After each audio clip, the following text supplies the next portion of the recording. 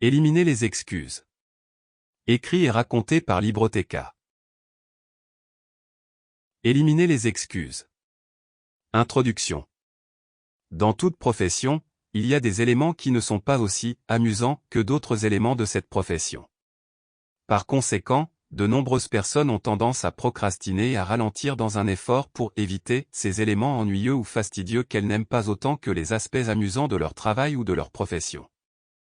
En réalité, ces efforts pour remettre à plus tard, trouver des excuses et simplement éviter certains aspects d'une occupation ou d'une tâche ne font que conduire les gens à prendre plus de temps pour accomplir un travail qu'ils pourraient faire beaucoup plus rapidement, ce qui les amène à faire moins que ce qu'ils pourraient faire dans un temps donné.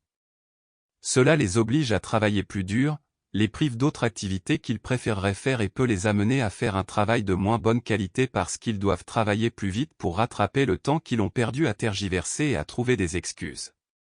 Parce qu'ils travaillent plus vite, ils sont plus susceptibles de faire des erreurs et de ne pas réfléchir clairement lorsqu'ils effectuent des tâches importantes.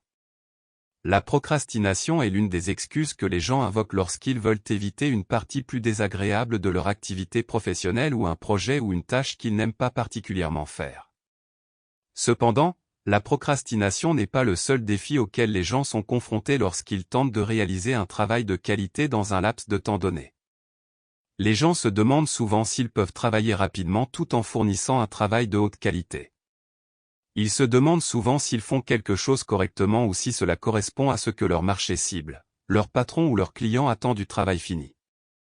En conséquence, ils ralentissent et prennent plus de temps pour effectuer un travail alors qu'ils n'ont normalement pas à le faire.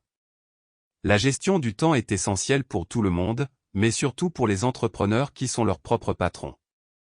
Les entrepreneurs doivent se motiver eux-mêmes pour respecter ou devancer le calendrier. Il n'y a pas de patron pour les forcer à respecter ou à devancer le calendrier. Si un entrepreneur prend du retard, lui seul peut se motiver à reprendre le rythme et à se remettre sur les rails.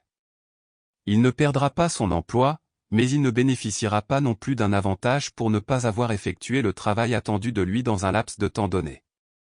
Les entrepreneurs, en particulier, doivent apprendre à ne pas laisser les distractions les déconcentrer lorsqu'ils travaillent pour des clients et ou leur entreprise.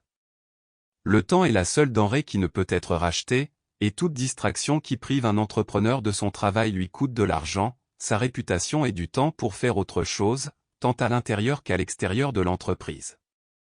Certaines distractions sont du type de celles que l'entrepreneur peut contrôler, comme le fait d'être connecté à ses comptes de médias sociaux.